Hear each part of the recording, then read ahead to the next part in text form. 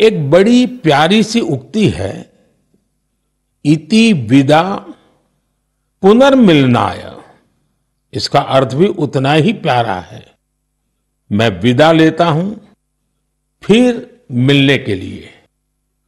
इसी भाव से मैंने फरवरी में आपसे कहा था कि चुनाव नतीजों के बाद फिर मिलूंगा, और आज मन की बात के साथ मैं आपके बीच फिर हाजिर हूं।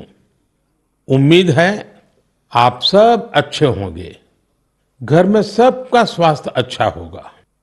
और अब तो मानसून भी आ गया है, और जब मानसून आता है तो मन भी आनंदित हो जाता है। आज से फिर एक बार हम मन की बात में ऐसे देशवासियों की चर्चा करेंगे जो अपने कामों से समाज में, देश में बदलाव ला रहे हैं। हम चर्चा करेंगे हमारी समृद्ध संस्कृति की, गौरवशाली इतिहास की और विकसित भारत के प्रयास की।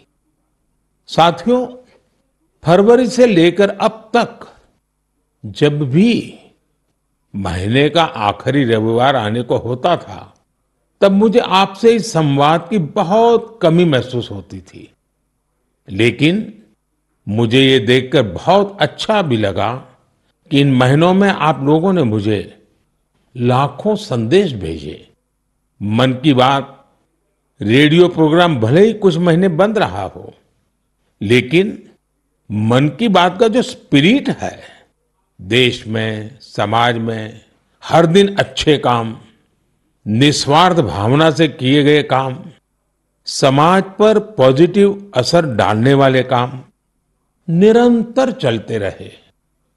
चुनाव की खबरों के बीच निश्चित रूप से मन को छू जाने वाली ऐसी खबरों पर आपका ध्यान गया होगा।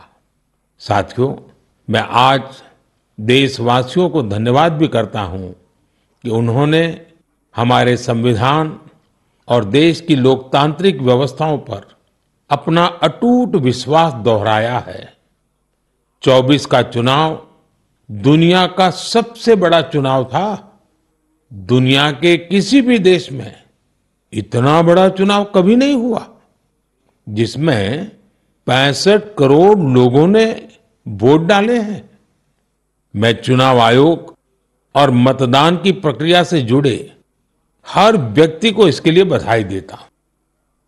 मेरे प्यारे देशवासियों, आज 30 जून का यह दिन बहुत ही महत्वपूर्ण है।